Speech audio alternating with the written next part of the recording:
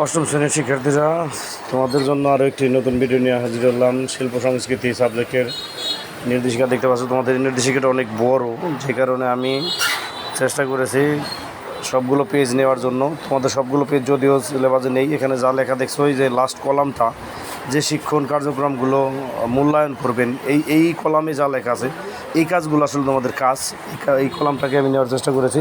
কলামের লেখাগুলো তোমরা ভালো করে দেখবে, পড়বে এবং সেই অনুযায়ী কাজ করবে বা কাজ শিখবে।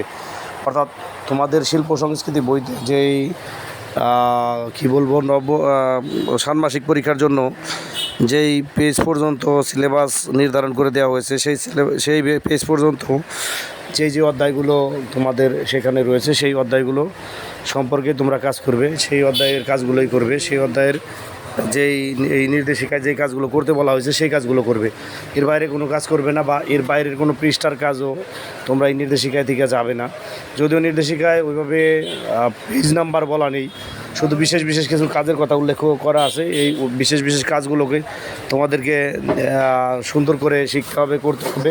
তোমরা এখান থেকে এই লেখাগুলো ভালো করে পড়ে বই থেকে দাগিয়ে নেবে যে কোন কাজগুলো তোমাদেরকে করতে হবে। এখানে যেহেতু পেজ নাম্বার নেই, তোমাকে পুরো ভিডিওটা ভালো করে দেখতে হবে, এই লেখাগুলো ভালো করে পড়তে হবে এবং পড়ে সেই বইতে যেই পেজে এই লেখাগুলো আছে সেই পেজগুলো দেখে তোমাকে এই কাজগুলো করতে হবে।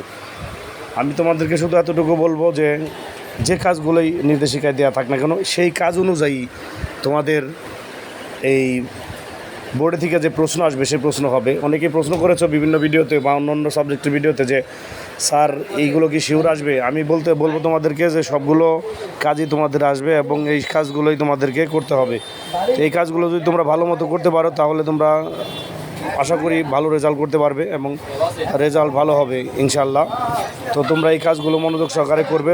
তোমাদের যত পেজ নাম্বার পর্যন্ত আছে অত পেজ নাম্বার পর্যন্ত শিখলেই হবে, এই কাজগুলো করলেই হবে ইনশাল্লাহ। আর বার্ষিকের জন্য একই নির্দেশনা, একই নির্দেশিকার কাজ, তবে পেজের পরের যে কাজগুলো আছে সেই কাজগুলো তোমাদের পরবর্তীতে আসবে।